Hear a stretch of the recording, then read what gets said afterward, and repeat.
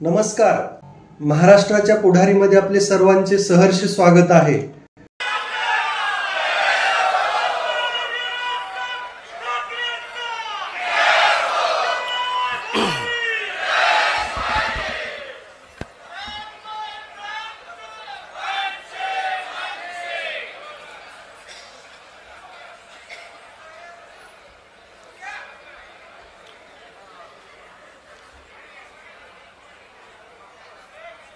बाहेर जमलेल्या सर्व पदाधिकारी बांधवांनो आणि बहिणींनो, आता मी खाली आलो रंगशारदाला, रिकामा रिकामा वाटलं मला. आणि मग माझ्या लक्षात आलं की आपण पत्रकारांना सगळ्यांना वरती बोलवलंय.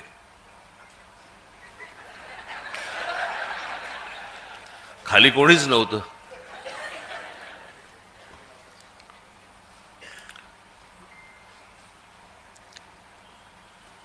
तेही आपलेच आहेत. पण मला कळत नाही. मी आज पण त्यांना विचारलं, मी माझ्या घराच्या बाहेर उभे असतात रोज. माझी गाडी बाहेर जाताना आणि गाडी परत घरामध्ये येताना सारखं शूट करतात. मी म्हटलं, अरे रोज एकच गाडी शूट करून करून कंटाळा कसा येत नाही तुम्हाला?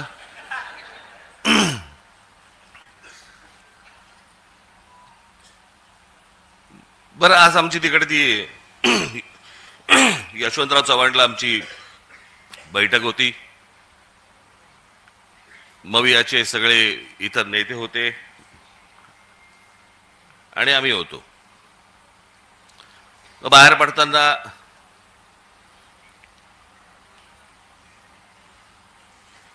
मी आणि उद्धव बाहेर पडलो.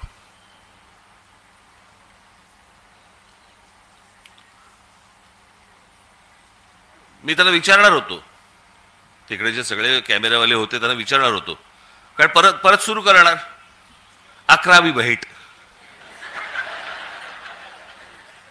मोजतायत. आम्हीच विसरलो. बरं, आता सोडून द्या ना. आता उठणं बसणं तर होणार आहे, भेटणं होणार आहे, ते चालू राहणार आहे.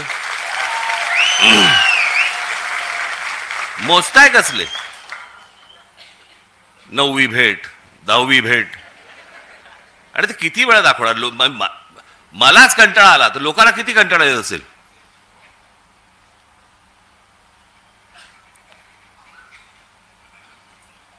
आज मी तुमच्या समोर जो आलोय, आजपर्यंत आपले अनेक कार्यक्रम झाले, अनेक शिबिरं झाली, मेळावे झाले, वर्धापन दिन होतात, काही वेळेला संगीताचे कार्यक्रम असतात, काही वेळेला नाटक आपण ठेवतो, नाटकं ठेवतो, काही वेळेला इतर काही सांस्कृतिक कार्यक्रम असतात. असे विविध कार्यक्रम असतात ना. आज म्हटलं तुम्हाला जरा वेगळं दाखवावं. आज तुमच्यासाठी मी जादूचे प्रयोग आणलेत.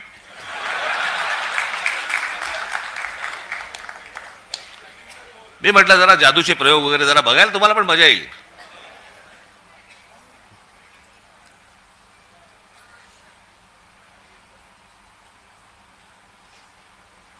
आता ज्याच्यासाठी म्हणून संपूर्ण देशभर जी प्रत्येक राजकीय पक्षाच्या मनात आणि प्रत्येक मतदाराच्या मनात जी शंका निर्माण झालेली आहे या देशाच्या निवडणुकांबद्दलची, त्याची एक गोष्ट तर तुम्ही सुरू केलेलीच आहे, दुबार मतदार याद्यांची. हे दुबार, 3 बार, 4 बार सगळं सुरूच आहेत. पण नुसतं तिकडे लक्ष ठेवून फक्त चालणार नाहीये तुम्हाला. जे मी 2017 पासून जे ओरडून ओरडून सांगतोय, त्यावेळेला मी जे बोलत होतो, आज जे बरोबर आहेत त्या राजकीय पक्षांनी गांभीर्याने घेतलं नाही. मी त्यावेळेला पण हेच सांगत होतो की मतदार याद्या तर आहेत, पण ही निवडणूक जी मशीन्स आहेत याच्याकडे तुम्हाला दुर्लक्ष करून चालणार नाही. आणि म्हणून मी आज तुमच्यासमोर हे इलेक्ट्रॉनिक मशीन हे तुमच्यासमोर आणले आणि त्याच्यामध्ये कशा प्रकारचा गोंधळ होतो आणि म्हणून ते सगळं सादर करणार आहेत. मी पहिलं नाव विसरलो, पटेल ना, अमित उपाध्याय, आणि दुसरे कोणतरी पटेल होते. अमित उपाध्याय ना तुम्ही, यक्षित पटेल. मी म्हटलं पटेल असेल तर बरं होईल, नंतर त्रास नाही होणार त्यांना. त्याच्यामुळे मी श्री उपाध्याय आणि पटेल यांना मी इथे व्यासपीठावरती यायला विनंती करतो. या आपण.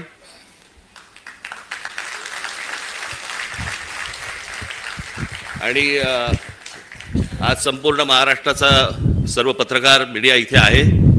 आपणही, मी माझं बोलून झालं की इथे बाजूला जरा थांबणार आहे, त्यांचं पूर्ण झालं की मी परत आपल्यासमोर येणार आहे. तर मला असं वाटतं आपण दोघांनी महाराष्ट्राला हे सर्व जादूचे प्रयोग एकदा दाखवावेत, कळलं का? आणि त्याच्यातनं सगळ्यांचे डोळेही उघडतील, लोकांपर्यंतही हे पोचेल. काय चाललंय महाराष्ट्रात आणि देशात हेही मला असं वाटतं सर्वांना समजेल, तुम्हालाही समजेल. त्याच्यामुळे या गोष्टींकडे दुर्लक्ष करू नका. मी आपल्याला थोड्या वेळाने भेटतो. धन्यवाद. सुरू कर. आवाज येते? आवाज येते का? माझं नाव अमित उपाध्याय आणि मी EVM हटाव सेनातर्फे इकडे आमची बनवलेली डेमो EVM मशीन, ही EVM ही जी मशीन आहे ती आम्ही बनवलेली मशीन आहे, ही इलेक्शन कमिशनची मशीन नाही आहे. तर या डेमो मशीनमध्ये आम्ही इलेक्ट्रॉनिक आणि पेपर वोट दोघांची इकडे चोरी कशी होऊ शकते ते करून दाखवणार आहे. तर आम्ही हे कुठे क्लेम नाही करत आहे की अशी चोरी तिकडे झाली तशी झाली. आम्ही हे म्हणतोय का जर असा हा प्रोग्राम जे आम्ही याच्यामध्ये चोरीचा प्रोग्राम टाकला आहे, जर तो इलेक्शन कमिशनच्या मशीनमध्ये आहे तर तिकडे पण चोरी होऊ शकते.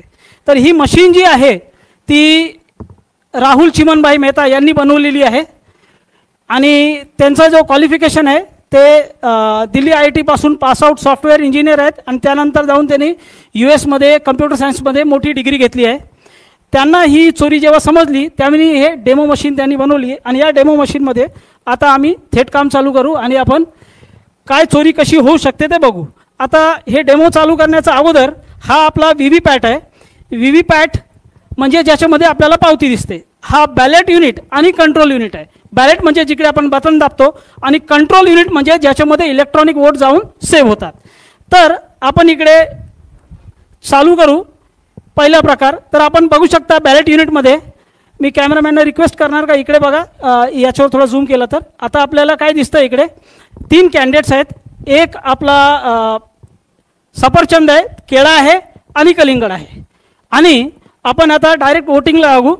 तर वोटिंग चालू करण्याचा अगोदर मी सगळ्यांना दाखवतो पहिले हे VVPAT उघडून का VVPATमध्ये कुठलीही पावती नाही आहे. VVPATमध्ये पहिल्यापासून कुठलीही पावती नाही आहे, म्हणजे कुठलीही वोटिंग नाही झाली आहे. तर आपण इकडे आता वोटिंग चालू करू आणि जे आपण वोट करणार त्याची पावती आपण इकडे बघणार आणि मग आपण कन्फर्मेशन करणार का आपल्याला ती पावती दिसली आणि त्यानंतर मग आपण सगळं चेक करणार का पुढे काय होतं. तर मी इकडे सगळे बघू शकता की मी केळ्याला मत दिलं आणि सगळ्यांना केळ्याची पावती दिसतंय का कन्फर्म करा. मग आपल्याला केळ्याची पावती दिसली म्हणजे पहिला वोटर आला आणि त्याने केळ्याला मत दिलं आणि त्याला केळ्याची पावती दिसली. आता तो समाधानी झाला आणि तिकडून गेला तर आपण काय बोलू नाही शकत का काय त्याच्यामध्ये प्रॉब्लेम आहे. त्यानंतर दुसरा वोटर येतो. दुसरा वोटर पण समजा असा आहे का तो एकच फॅमिलीचा आहे किंवा एकच एरियाचा आहे आणि एकच मानसिकतेचा आहे, तो पण केळ्याला मत देतो असा होतो. आता परत समजा मी केळ्याला मत दिलं तर आपण बघू इकडे आपल्याला काय दिसतं, परत केळ्याची पावती दिसली.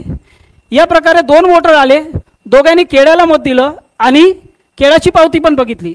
आता ते समाधानी होऊन गेले. त्यानंतर आपण काय करतो, आपण एक मत कलिंगडला देतो. आता कलिंगडला मत दिलं, आपण परत कलिंगडची पावती कन्फर्म करू. आपल्याला कलिंगडची पण पावती दिसली. या प्रकारे 3 वोटर आले, 2 केळ्याचे आणि 1 कलिंगडचा. त्यानंतर चौथा वोटर येतो आणि चौथा वोटरनी पण कलिंगडला मत दिलं. अशा प्रकारे 2 वोटर केळ्याचे आणि 2 वोटर कलिंगडचे. आता 4 वोट झालेत. आपण तिसरा कॅन्डिडेट जो आहे केळा सफरचंद, त्याला आपण 1 मत त्याला पण देऊ. मग आपण सफरचंदला पण मत दिलं. आता सफरचंदची पण पावती बघा. असे 5 वोटर आले. सगळ्यांनी आपला वोट केलं. 2 केळ्याचं 2 कलिंगडचा आणि 1 सफरचंदचा. याप्रमाणे वोटिंग झाली. आता समजा इलेक्शन संपलाय, आज इलेक्शन होता, इलेक्शन संपलं. 3 दिवसानंतर आपण इलेक्शनचा निकाल बघू. पहिले आपण जो इलेक्शनचा निकाल बघणार तो इलेक्ट्रॉनिक वोट असेल. तर इलेक्ट्रॉनिक वोट म्हणजे जे आपल्याला दिसत नाही आणि त्याची काउंटिंग काय दाखवते बघा. मी कॅमेरामॅनला रिक्वेस्ट करणार का ते फक्त या LED वर झूम करा, तर सगळ्यांना तो निकाल दिसेल. निकाल असा येतोय का 3 वोट जे आहे ते सफरचंदाला भेटले आहेत, 1 वोट जे आहे ते केळ्याला भेटलं आहे आणि 1 वोट जे आहे ते कलिंगडला भेटलं आहे. पण आपण काय वोट केलं होतं हे आपल्याला माहिती आहे. 1 वोट आपण केला होता सफरचंदला आणि 2 केले होते केळे आणि कलिंगडला, आणि आपण त्याची पावती पण बघितली होती. तर आपण आता बघू की याच्यामध्ये आपल्याला काय दिसतंय. आपण हे सगळं बघितल्यानंतर आपल्याकडे एकच उपाय आहे. भरपूर आमदारांनी हे केलं पण होतं का बाबा आम्ही पैसे भरू आणि VVPATची मोजणी करू. VVPATची पावती जर 100% मोजणी केली तर चोरी पकडली जाणार असे बोलणारे बोलतात. पण तर आपण इकडे काय करू, ते याला उघडू आणि चेक करू. पहिले आपण बघितलं होतं की याच्यामध्ये कुठलीच पावती नव्हती. तर एक एक करून उघडणार. पहिला हा आपण हे बघू शकता केळ्याचं. दुसरा हे बघा, हे केळा, हे कलिंगड. परत बघा, हे परत सफरचंद. या प्रकारे सफरचंदचे 2 मत झाले, आपण एकच दिले होते. आणि इलेक्ट्रॉनिक वोटच्या बरोबर जर याची आपण मॅचिंग केली तर 100% मॅचिंग झाली. म्हणजे इलेक्ट्रॉनिक वोट आणि पेपर स्लिपचे वोट हे 100% मॅचिंग करून आपला हा प्रोग्राम हा आपल्याला वोट चोरी करून देऊ शकतो. आता हा प्रोग्राम जर इलेक्शन कमिशनच्या मशीनमध्ये आहे तर प्रॉब्लेम आहे, नाहीतर मग आम्ही हे तुम्हाला खेळ दाखवतोय. तर पुढे काय समजायचं ते आपण समजू शकता. आता ही चोरी आपण बघितली. या चोरीला हॅकिंग नाही म्हणत, या चोरीला प्रोग्राम टाकून चोरी म्हणतात. जे आपण ऐकलंय ते हॅकिंग नाही आहे. हे हॅकिंग शिवाय कशी चोरी होऊ शकते ते आपण याच्यामध्ये बघितलं. तर ही चोरी जे झाली ती कशी झाली हे आपण परत समजण्यासाठी परत इकडे वोटिंग स्टार्ट करू आणि बघणार का आपल्याला काय दिसतंय. पहिले आपण बघून घ्या आतापर्यंत कुठली वोटिंग नाही झाली आहे. तर इकडे आपला प्लीज डू वोटिंग म्हणजे 0 वोट. आणि आता हे आपण VVPAT पण बघतो, याच्यामध्ये पण पावती नाही आहे. तर ही जी चोरी झाली त्याला समजण्यासाठी आपल्याला थोडासा हे VVPATचं माहिती पाहिजे. तर आपल्याला ब्लॅक क्लासची जर स्लाइड्स आली तर बरं होईल. हे या VVPATमध्ये 2017च्या जवळ असा काळा कास लावला गेला होता. अगोदर जो VVPAT होता त्याच्यामध्ये काळा कास नव्हता. आता हे काळा कास लावल्यानंतर काय गोळ होऊ शकतो हे आपण समजण्याचा प्रयत्न करू. आता मी हा काळा काच काढलाय, काळा काच काढून बाहेर ठेवलाय आणि परत 30 वोटिंग आपण करत बघू. तर परत मी तशीच वोटिंग करतोय आणि आपण बघू शकता की केळ्याची पावती आली, लाईट पेटली, आपल्याला व्यवस्थित केळ्याची पावती दिसते. जेव्हापर्यंत लाईट आहे ती पावती दिसणार. आणि जर हा काळा काच काढला, काळा काच इकडे ठेवला तर आपल्याला काहीच नाही दिसणार. जे दिसणार आहे ते तेव्हाच दिसणार जेव्हा पहिल्यासारखा VVPAT असेल. पहिल्याचा VVPAT जो होता त्याच्यामध्ये काळा कास नव्हता. आता काळा कास लावल्यानंतर वोट झाल्यावर पहिला वोट जेव्हा वोट करणार त्याला त्याची पावती दिसणार फक्त लाईट पेटल्यावर. तर ही लाईट जी आहे ती 8 सेकंदासाठी पेटते आणि 8 सेकंदामध्ये आपल्याला ती पावती दिसते. पण ती पावती जर त्याचा वोट चोरी करायचा असेल तर ही पावती हा प्रोग्राम अडकून ठेवणार, त्याला खाली पाडणार नाही. आणि दुसरा वोटर जो येणार वोट करायला त्याला ही पावती दिसणार नाही. तर काळ्या काचच्या मागे अशी पावती अडकलेली आहे हे दुसरा वोटरला माहीत नाही पडणार. तो येतो, तो पण केळ्याला वोट देतो आणि आपल्याला इकडे काय दिसतं, दुसऱ्या वोटरसाठी परत इकडे लाईट पेटवली जाईल आणि त्याला पहिल्याची पावती दिसेल. आणि अंधारात काय होतंय बघा,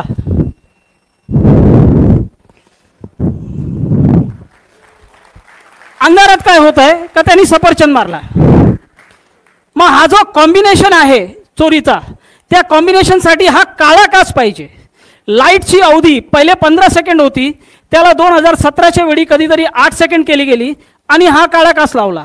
आणि त्या 8 सेकंडमध्ये तुम्हाला जी पावती दिसते ती पहिल्याची पावती आहे, तुमच्या अगोदरची वोटरची पावती आहे का तुमची पावती आहे ते माहीत नाही पडणार जर या काळा काचचा उपयोग केला गेला आणि जर असा चोरीचा प्रोग्राम टाकला गेला आहे ईव्हीएम मशीनमध्ये, तर आमच्या मशीनमध्ये असा चोरीचा प्रोग्राम टाकला गेला आहे. आता आपण हे परत एकदा करून बघू.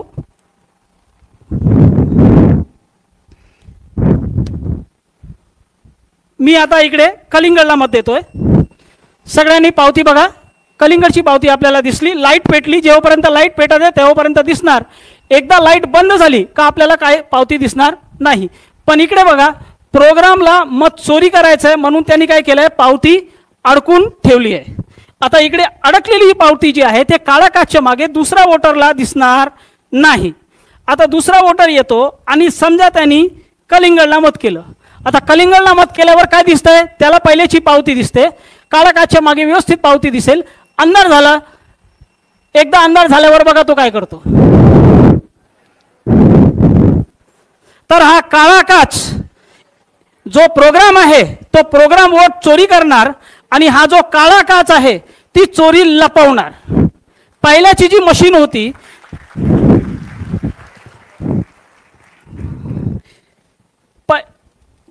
जी मशीन होती त्याच्यामध्ये हा काळा काच न होता आणि त्याला वापरलं गेला होता. आता आपण जर पाहिजे तर याला मॅचिंग करून बघू शकतो. हे बघा, परत मॅचिंग झाली. 2 आपल्याला सफरचंद भेटले, 1 केळा भेटला, 1 कलिंगड भेटला आणि एक वोट जे आहे तो केळ्याचा आणि कलिंगडचा चोरी होऊन सफरचंदला गेला. आपण 4 वोट केले होते. तर याप्रमाणे हा काळा काच जो आहे तो चोरी लपवू शकतो आणि जर चोरीचा प्रोग्राम आहे तर तो चोरी करू शकतो. आता हा चोरीचा प्रोग्राम मी या मशीनमध्ये टाकलाय. इलेक्शन कमिशनच्या मशीनमध्ये हा प्रोग्राम आहे नाही आहे मला माहीत नाही. सगळ्यांनी आपला गेस करू शकता. तर हा एक प्रकारची चोरी झाली. त्यानंतर जर इलेक्शन कमिशनच्या मशीनमध्ये आपल्याला काळे काचचे पुरावे आहे का नाही हे समजायचं आहे तर आपण हे बघू शकता. हे जून 2017 च्या अगोदर या बाजूचा आपण बघू शकता. हा जो काच आहे तो ट्रान्सपरंट आहे, पारदर्शक आहे. त्याच्यामध्ये 15 सेकंडसाठी लाईट नाही पेटली जरी किंवा 8 सेकंड जरी लाईट नाही पेटली तर पावती येताना, थांबताना, पडताना सगळं व्यवस्थित दिसणार. पण हा काच जो आहे त्या काचाचा मागे जेव्हा लाईट असेल तेव्हाच दिसणार आणि लाईट किती पेटायची, किती वेळ पेटवायची आहे ते डिपेंड करणार प्रोग्रामवर. मग प्रोग्राम जर याला 8 सेकंडसाठी पेटवणार तर मग या प्रकारे चोरी होऊ शकते. तर आता आपण अजून जे थोडेसे पटापट पुरावे बघून घेऊ. तर हे एक व्हिडिओ आहे. ओरिजिनल ईव्हीएम मशीनमध्ये वोटिंग झाली होती. आता आपण बघा, हे आपल्याला इकडे झालं. हे बटन दाबली, इकडे पावती येताना, थांबताना, पडताना काहीच नाही दिसते, फक्त लाईट पेटली. आता ही या माणसाच्या वोटची पावती आहे का याच्या अगोदर कोणी वोट देऊन गेलाय ते माहीत नाही पडणार. मग आपल्याला व्यवस्थित हे 7-8 सेकंडमध्ये कळतं. हा आता हे सोलापूर विधानसभामध्ये उघड पडलेली एक व्हीव्हीपॅट मशीन होती. तर वरती आपण बघू शकता एक पारदर्शक काच आहे. 2 काच असतात, एक पारदर्शक काच आणि खाली आपल्याला काळा काच दिसतंय. म्हणजे इलेक्शन कमिशनच्या मशीनमध्ये असा काळा काच आहे. जर त्याच्यामध्ये हा प्रोग्राम पण आहे तर काय होऊ शकतो आपण समजू शकता. त्यानंतर आपण इकडे बघू शकता की हे 2024 लोकसभाच्या अगोदर अशी ईव्हीएम मशीन मणिपूरमध्ये फोडली गेली होती. तर त्याच्यामध्ये आपल्याला दिसतंय का हा जो व्हीव्हीपॅटचा भाग आहे त्याच्यामध्ये काळा काच स्पष्ट दिसतोय. म्हणजे इलेक्शन कमिशनच्या मशीनमध्ये जो व्हीव्हीपॅट आहे त्याच्यामध्ये हा काळा काच आहे. आणि हा काळा काच का ठेवला गेला आहे ते इलेक्शन कमिशनचं असं म्हणणं आहे का जो भाग आहे ज्याच्यामध्ये आपण जाऊन वोटिंग करतो तो कंपार्टमेंटचा भाग, त्याच्यामध्ये जाऊन कोणी असा पीप करून 8 सेकंडसाठी असं बघितलं तर त्याला दिसलं नाही पाहिजे की काय पावती आली, तुमचा वोट नाही मत पडला पाहिजे. आता हे किती लॉजिकल आहे हे आपल्याला सगळ्यांनी त्याचा विचार करावा. Now we can go to demo 2. आता एक प्रकारे अजून चोरी होऊ शकते. समजा काळा काच याच्यामध्ये नाही, आता मी काळा काच काढून ठेवलाय. आता आपण दुसऱ्या प्रकारे इकडे चोरी करून बघू.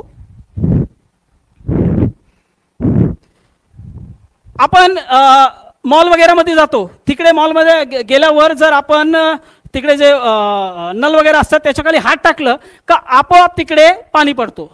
आता त्याच्यामध्ये लाईट सेन्सर लागले, जसं आपण हात टाकतो, हात टाकल्यावर आपोआप पाणी पडतो. कारण तिकडे जे लाईटचं मात्रा आहे जे त्याच्यावर पडते ती कमी होते, लाईटची तीव्रता कमी झाल्यावर व्यवस्थित पाणी जो आहे तो आपोआप पडू लागतो, कारण त्याच्यामध्ये लाईट सेन्सर जसंच आपण हात काढतो आपोआप पाणी बंद होतो. आता तो लाईट सेन्सर इलेक्शन कमिशनच्या मशीनमध्ये पण लागला, याचे पुरावे आपण पुढे बघू. पण त्याने कशी चोरी होऊ शकते हे मी इकडे करून दाखवण्याचा प्रयत्न करतो. तर आता इकडे समजा पहिला एक वोटर जो आहे तो येतो आणि इकडे उभा राहतो. तर हा वोटर आहे, याला वोटर समजा, आणि तो इकडे उभा राहून पहिला वोट करतो. आणि आपण बघा इकडे आपण वोट करू, केळ्याला वोट करू, काळा कास नाही आहे तरी कशी चोरी होऊ शकते. केळ्याला मत केलं आणि व्यवस्थित केळ्याची पावती आली, कारण वोटर तिकडे उभा आहे आपली पावती बघण्यासाठी. हा इकडे आम्ही इकडे लाईट सेन्सर लावलाय, त्या लाईट सेन्सरच्या समोर इकडे हा वोटर म्हणून उभा होता. तर जर इलेक्शन कमिशनच्या मशीनमध्ये असा प्रोग्राम आहे का 4 सेकंडच्या आत वोटर तिकडून निघून जातोय, म्हणजे वोटर तिकडे आला, बटन दाबतो, त्याच वेळी व्हीव्हीपॅट तिकडे मोजणी करतो का लाईट किती आहे. आणि 4 सेकंडचा आत जर प्रोग्रामिंग 4 सेकंडची येतं, 4 सेकंडचा आत वोटर जर तिकडून निघून जातो तर तिकडे त्याला बघण्यासाठी कोणी नाही आहे. इलेक्ट्रॉनिक आणि पेपर वोट दोघं तिकडे चोरी होतील. आता तसा वोटर आता इकडे काय केलाय, तो निघून गेलाय. वोटर मी इकडे बाजूला ठेवलाय, सेन्सरच्या समोर कोणीच नाहीये, बटन दाबल्यानंतर वोटर तिकडे थांबत नाहीये. आणि काय होते ते बघू. तर मी परत केळ्याला मत देतोय. आता परत केळ्याला मत दिलं तर बघा काय येतंय, वोटर तिकडे थांबला नाहीये, सेन्सरच्या समोर कोणीच नाहीये, केळ्याच्या ठिकाणी सफरचंद आला. हे कसं काय झालं, कारण याच्यामध्ये अशी प्रोग्रामिंग आहे तर वोटर जर तिकडे थांबत नाहीये, 4 सेकंडचा अगोदर निघून गेला, त्याच्या अगोदर मी पावती काढणार नाही. वोटर जर निघून जातोय, आपल्याला बघणारा कोणीच नाहीये, लाईट सेन्सरला व्यवस्थित माहीत पडतंय, वोटर तो काय करतो, इलेक्ट्रॉनिक आणि पेपर वोट दोघं चोरून घेतो. आपण 10 सेकंदामध्ये हे परत प्रयत्न करू कलिंगडवर, कारण आम्ही हे सगळं वोट चोरी करून सफरचंदला देणार आहोत. तर मी परत वोटरला उभा करतोय, वोटर इकडे उभा झाला, परत मी कलिंगडला मत दिलं. आता कलिंगडला मत दिल्यावर काय येते बघू, व्यवस्थित कलिंगड आला, कारण वोटर इकडे उभा आहे. आता कलिंगड इकडून, आता वोटर इकडून गेला, वोटर गेला. आपण परत कलिंगडला मत देऊ.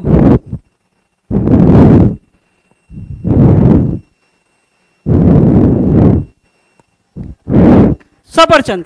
तर हा प्रोग्राम चोरीचा आहे, पण त्या प्रोग्रामला जी मदत पाहिजे तर याच्यामध्ये लागलेला लाईट सेन्सरची पाहिजे. पण इलेक्शन कमिशनचा जो व्हीव्हीपॅट आहे त्याच्यामध्ये लाईट सेन्सर आहे का, आम्ही चोरी दाखवण्यासाठी उगीच बोंबा मारतो आणि याच्यामध्ये सेन्सर लावलाय. पण इलेक्शन कमिशनच्या मशीनमध्ये सेन्सर आहेत, याचे पुरावे आपण बघू. इलेक्शन कमिशनचा स्वतःचा मॅन्युअल आहे, त्यांनी आपल्या हातातून लिहिलेला मॅन्युअल आहे. त्याच्यामध्ये हे जे रेड मार्क केलं, रेड बॉक्स बनवले, त्या रेड बॉक्समध्ये असं लिहिलं आहे का ट्रेनिंग देताना जे प्रशिक्षण घ्यायला येतात इलेक्शनच्या अगोदर सरकारी कर्मचारी, त्याशिवाय जे वोटर्स आहेत त्यांची पण ट्रेनिंग होते. हे सगळे करताना हा जो बॉक्स आहे, ही जो व्हीव्हीपॅट आहे त्याच्यावर लक्ष द्यायचं आहे का त्याच्यावर डायरेक्ट हॅलोजन लाईट किंवा सूर्याचा प्रकाश नाही पडला पाहिजे. जर तसा लाईट त्याच्यामध्ये पडला तर हा एरर मोडमध्ये जाऊन बंद होईल, असं याच्यामध्ये स्पष्ट लिहिलं आहे. तर एक निर्जीव वस्तूला कसं माहीत पडणार का बाबा माझ्यावर लाईट पडते, आपल्याला आपण जे आहेत आपल्याला माहीत पडू शकतो, आपण सजीव आहे, पण तो निर्जीव आहे. तर त्याच्यामध्ये लाईट सेन्सर लागला आहे, तेव्हाच त्याला माहीत पडणार का त्याच्यावर लाईट पडते, आणि त्याप्रमाणेच तो आपोआप एरर मोडमध्ये जाऊन बंद होईल, तो लाईटला घाबरतो. आता आपण अजून थोडेसे पुरावे बघू. हा इलेक्शन कमिशनचा जो मॅन्युअल होता त्याचे पुरावे घेतले. आता ही न्यूज आहे टाइम्स ऑफ इंडियाची, लाईट सेन्सिटिव्ह व्हीव्हीपॅट्स, म्हणजे लाईटला ते काय आहे, संवेदनशील आहे. आता लाईटला संवेदनशील कसा काय झाला बाबा व्हीव्हीपॅट, निर्जीव वस्तू, त्याच्यामध्ये काहीतरी तुम्ही असं टाकलं असेल आणि जे टाकलेलं गोष्ट असते ती दुसरी काहीच नसून फक्त आपला लाईट सेन्सर आहे.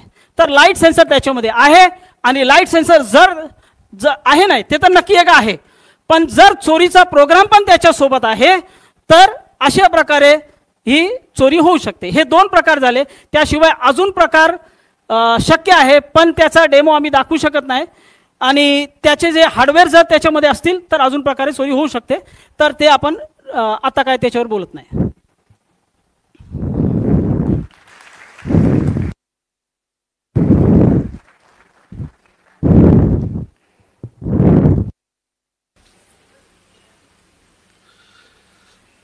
पाहिलं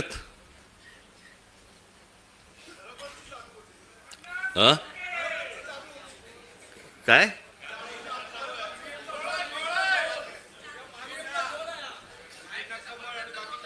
म्हणून तुम्ही जर लक्ष नाही दिलं ना तर हातात केळच येणार.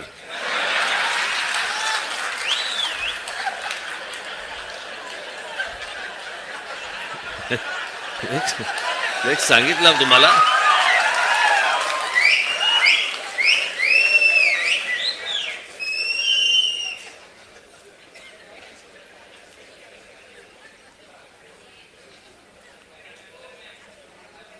हे आपण गेले अनेक वर्ष आपण ही ओरडून ओरडून सांगतोय.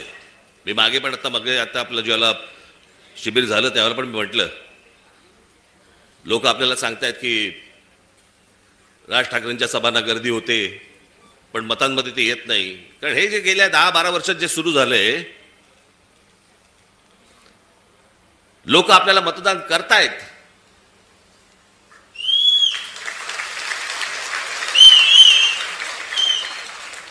पण ह्या सगळ्या भानगडीमधनं आपल्याला दरवेळेला पराभव पत्करावा लागतो. अनेकांना वाटेल की बाबा मी काहीतरी कारण देतोय. कारण काय द्यायची, अख्खा देश बोंबलतोय. आणि या सगळ्या प्रक्रियेमधनं मग सत्तेमध्ये यायचं आणि मग हवी तशी सत्ता राबवायची. बरं, आपण काय सांगतो आहोत त्यांना? आपण त्यांना सांगतो आहोत मतदार याद्या स्वच्छ करा. 5 वर्ष निवडणुका झालेल्या नाही आहेत या महाराष्ट्रामध्ये स्थानिक स्वराज्य संस्थांच्या. मतदार याद्या स्वच्छ करा. अजून 1 वर्ष लागलं तरी चालेल, 1 वर्षाने निवडणुका घ्या, काय फरक पडतो? आणि उद्या मतदार याद्या ज्यावेळेला स्वच्छ होतील त्यावेळेला ज्याचा विजय होईल, ज्याचा पराभव होईल, आम्हाला मान्य आहे. उद्या आज जे सत्तेवरती आहेत त्यांचा जर समजा विजय झाला, मतदार याद्या पूर्ण पारदर्शक झाल्यानंतर, आम्हाला मान्य आहे. पण ह्या सगळ्या गोष्टी सगळ्या लपवायच्या आणि लपवून लपवून लपवून लपवून त्याच्यातनं निवडणुका घ्यायच्या. मॅच तर फिक्स आहे. भाई, ज्या वेळेला मॅच फिक्सिंग आपल्या क्रिकेटमध्ये ज्या वेळेला झालं त्यावेळेला अझरुद्दीन पासून सगळ्या लोकांना त्यावेळेला काढून टाकलं होतं. जडेजापासून काढलं होतं ना.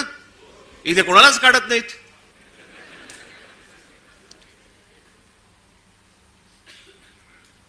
मुख्य निवडणूक आयुक्त काय सांगतात म्हणे, सीसीटीव्ही कॅमेरा मधलं जे काही शूटिंग आहे ते म्हणे प्रायव्हेट आहे. प्रायव्हेट काय काय काय त्यांनी शब्द वापरला? हा, त्याची प्रायव्हसी कसली आली? एखादा माणूस मतदान कुठे करतोय, मत कुठे देतोय, ही प्रायव्हसी असू शकते. मतदार कसा प्रायव्हसी त्याची असेल जपायची? आम्हाला माहिती आहे की मतदार कोण आहे ते. जे पटत नाहीत, जे पचत नाहीत असे कोणते तरी उत्तर द्यायची आणि त्याच्या त्या सगळ्या भानगडीमध्ये या सगळ्या निवडणुका घ्यायच्या आणि मग सत्तेमध्ये आल्यानंतर वेडवाकडं कसंही वागायचं. जे मी त्या दिवशी तुम्हाला सांगितलं असं, या सगळ्या राज्यांवरती, ह्या सगळ्या शहरांवरती त्यांचा सगळ्यांचा डोळा आहे. बाकीचे सगळे तर गेलेच आहेत घरंगळत. आजची बातमी, आजची किती आपण आपला सगळा स्वाभिमान किती गहाण टाकायचा, याला काही मर्यादा? ते कुठे आणले पेपर आहेत ते?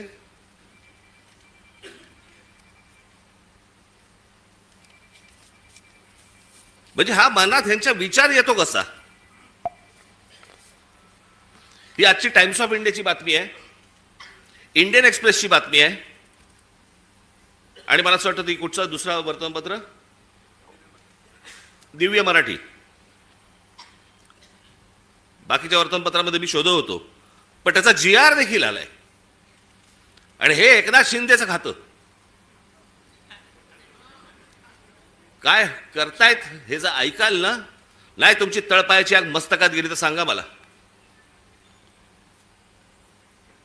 नरेंद्र मोदींच्या 75व्या वाढदिवसानिमित्त टुरिझम डिपार्टमेंट महाराष्ट्रामध्ये काही टुरिझमचे स्पॉट काढतायत आणि त्याची केंद्र काय, त्याचं नाव काय दिलंय, नमो केंद्र. नमो टुरिझम सेंटर्स, ही नमो टुरिझम सेंटर्स कुठे काढतायत? शिवनेरीवर, रायगडावर, राजगडावर, जिथे फक्त आमच्या महाराजांचं नाव असलं पाहिजे इथे हे टुरिझमचे आता सेंटर्स काढायला निघालेत. मी आत्ता सांगतोय, सत्ता असो नसो, वर नाही, खाली नाही, आजूबाजूला नाही, कुठेही नाही,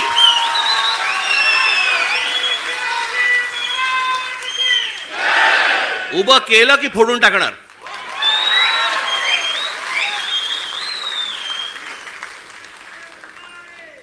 मला स्वतःला मुख्यमंत्री करा म्हणून किती लाचारी करायची. बरं, हे वरती पंतप्रधान देखील माहिती नसेल की खाली काय चाटुगिरी चालू आहे. इथपर्यंत हे कशात नाही येतं? ही सत्ता डोक्यात गेली ना की आम्ही वाटेल ते करू. शिवाजी महाराजांचे गडकिल्ले असू देत, तर काही असू देत, मला मुख्यमंत्रीपद मिळालं पाहिजे, मला सत्ता मिळाली पाहिजे, मला जे समोर दिसेल ते मला मिळालं पाहिजे. याच्यासाठी ज्यांना ज्यांना काही मला खुश करता येईल ते मला खुश करावं लागेल. मुंबईमधल्या जागा द्यायच्या आहेत, अडाणलेला देऊन टाका, तो बोट ठेवेल तिकडे जागा देत आहेत.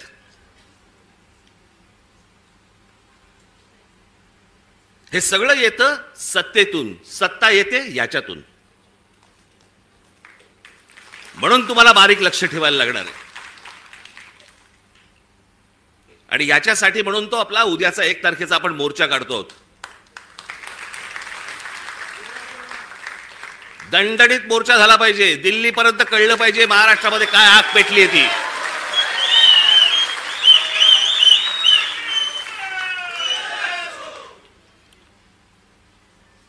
शिवाजी पार्क सारखी ती परिस्थिती नाहीये तिकडची.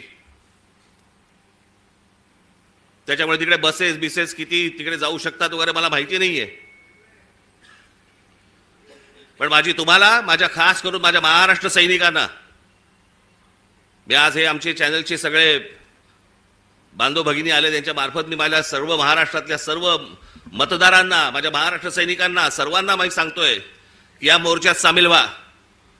महाराष्ट्रामध्ये काय प्रकारचा राग आहे हा या मोर्चामध्ये तुम्ही दाखवा. तो व्यक्त करण्यासाठी म्हणून तुम्हाला तिकडे यावं लागेल, सर्वांना यावं लागेल. आज नोकरी होती, बॉसने नाही सांगितलं, बॉसला मारा.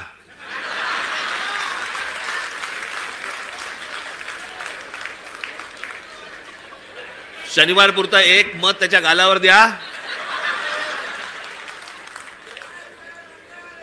आणि मला असं वाटतं तुमचा बॉस पण मतदारच असेल, त्यालाही घेऊन या. पण हे जे चाललंय हे या महाराष्ट्रातल्या, या देशातल्या प्रामाणिक मतदाराचा अपमान सुरू आहे. तो मतदार उन्हातानामध्ये रांगेमध्ये उभा राहतोय, त्यांना ज्याला हवंय त्याला तो मतदान करतोय. पण येणारे जर समजा रिझल्ट जर विचित्र लागणार असतील तर मला असं वाटतं की त्याच्या तो मताचा अपमान आहे. हे सगळं सुधारलं पाहिजे, हे सगळं नीट झालं पाहिजे. या देशातल्या निवडणुका पारदर्शक पद्धतीने झाल्या पाहिजेत. उद्या जय कोणाचा पराजय कोणाचा आहे ते निवडणुकीनंतर बघता येईल, पण निवडणुका तरी पारदर्शक झाल्या पाहिजेत. अहो, हे मशीन्स तर कुठेच नाही जगात. अमेरिकेसारख्या देशामध्ये, सगळ्या पुढारलेल्या देशांमध्ये आजही तिथे बॅलेट पेपरवरती सगळे मतदान होतात. 3-4 देश आहेत जिकडे वोटिंग मशीन वापरलं जातं, तेही कुठे? आफ्रिकेत. पण जेवढे म्हणून पुढारलेले देश या जगामध्ये आहेत त्या सगळ्या ठिकाणी बॅलेट पेपर वापरला जातो. बरं, हे मी एकटा नाही बोलत आहे, हे पंतप्रधान नरेंद्र मोदी देखील बोललेत. त्यांचाही एक व्हिडिओ माझ्याकडे आहे, माझ्याकडे खूप आहेत.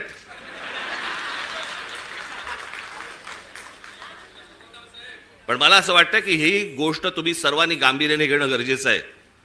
परवाचा मोर्चा झाल्यानंतर तुम्हाला प्रत्येकाच्या यादी, आज सर्व इथे शाखाध्यक्ष आणि सगळेच मुंबईचे, ठाण्याचे, नवी मुंबईचे अनेक जण आलेले इथे, घराघरामध्ये जा, तुम्हाला चेहरे कळले पाहिजेत. आमचा गजानन कुठे गेला? काळे गजानन, आमच्या गजानन दे. काल एक गोष्ट शोधून काढली तिकडे.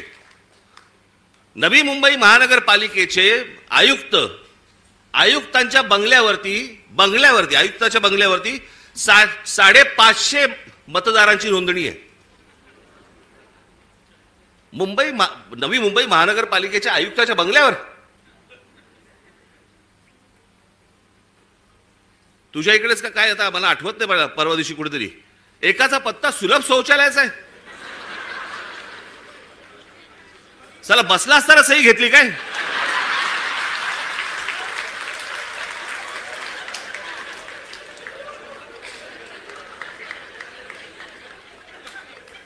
काहीही सुरू आहे. आणि मला असं वाटतं हा काही पोरखेळ नाहीये.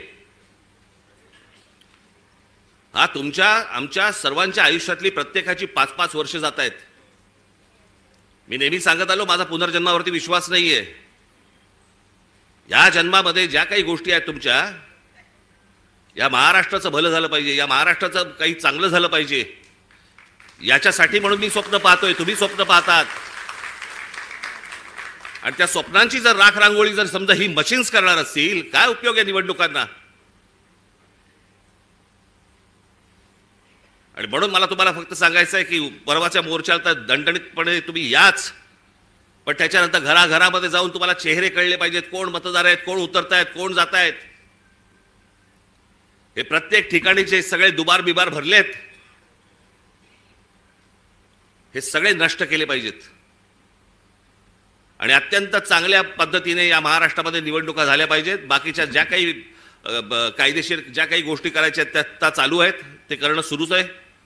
तुम्हाला 1 तारखेला अनेक गोष्टी समजतीलच काय काय पुढे सुरू आहे ते. आणि टप्प्याटप्प्याने आपल्याला पुढे जायला लागेल. ही एक खूप मोठी लढाई आहे. ही आपल्याला सर्वांना एकत्र लढावी लागेल, महाराष्ट्राला लढावी लागेल. प्रत्येक वेळेला महाराष्ट्रानेच पहिलं पाऊल पुढे टाकलेलं आहे. यावेळेला देखील पहिलं पाऊल महाराष्ट्रच टाकेल. आणि म्हणून तुम्ही सर्वजण मोठ्या संख्येने येत्या 1 तारखेला आपण दणदणीत पद्धतीने सर्वजण तिथे हजर राहाल अशी एक आशा अपेक्षा बाळगतो. मग अशी म्हटल्याप्रमाणे तिकडे बसेस सगळं किती होऊ शकणार आहे मला माहिती नाहीये, कारण शक्य नाही होणार. त्याच्यामुळे मी स्वतः लोकलने येणार आहे.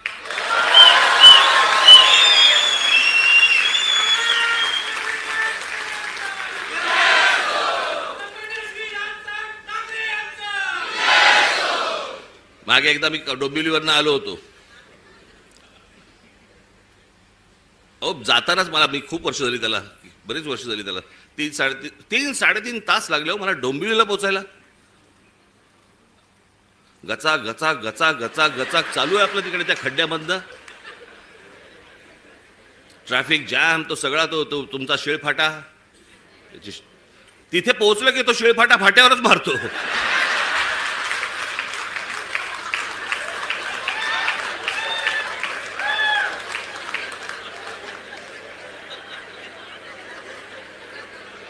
मग मी तिथनं येताना विचार केला, म्हटलं नाही आपण जरा ट्रेनने जाऊ आता परत. बाबा माझी काय परत आता तयारी इच्छा नाही. म्हटलं गेलो तिकडे. मग आमचे हे सगळे पत्रकार बांधव, एक गर्दी तिकडे. बरं तोपर्यंत त्यांना माहीत नव्हतं मी रेल्वेने प्रवास ह्याच्या अगोदर केलाय तो. मी जवळपास 2 वर्ष मी जेजे स्कूल ऑफ आर्टला जाताना मी हार्बरने जायचो. त्याच्यामुळे डबे कुठचे येतात वगैरे मला नीट माहिती होतं. मी उभा होतो, गाडी हळू झाली, मी बघितलं लेडीज डबा, महिलांचा डबा होता. हे सगळेजण ताबाताबात होते, सगळे कॅमेरे बिमेरे पत्रकार सगळे. मी आपलं जाताना फक्त एवढंच केलं, हे सगळेजण त्या महिलांच्या डब्यात शिरले, मी मागच्या डब्यात शिरलो.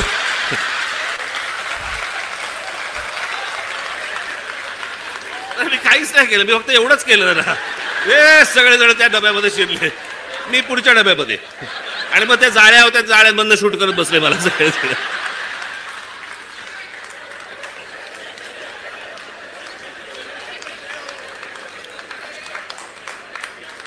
असो, तर मला काय सांगायचंय माझ्या पत्रकार बांधवांना समजलं असेल. 1 तारखेला विनाकारण गर्दी करू नका. तर मी 1 तारखेला तिकडे येणार आहे. रेल्वेने मी खूप अगोदरच पोहोचणार आहे तिथे, लवकर येऊन थांबणार आहे तिकडे. कुठे थांबणार ते सांगणार नाही तुम्हाला, पण अगोदर येणार. तुम्ही सगळेजण जोरदार तयारीला लागा. 1 तारखेला तर या, पण त्याच्यानंतर प्रत्येकाला घराघरामध्ये जाऊन सर्व मतदारांना आपण भेटा, त्यांच्याशी बोला, मतदार यादीमधलं नाव सगळ्यांची चेक करा आणि मग जेव्हा कधी निवडणुका होतील, जेव्हा कधी काय होतील त्यावेळेला आपण निवडणुका लढू. तोपर्यंत आज जे पाहिलंय ते घराघरापर्यंत पोहोचवा. धन्यवाद. जय हिंद, जय महाराष्ट्र. प्रत्येकाच्या मनामनातील, मातीच्या कणाकणातील आपल्या व आपल्या हक्काची ललकारी महाराष्ट्राचा पुढारी पाहण्यास विसरू नका.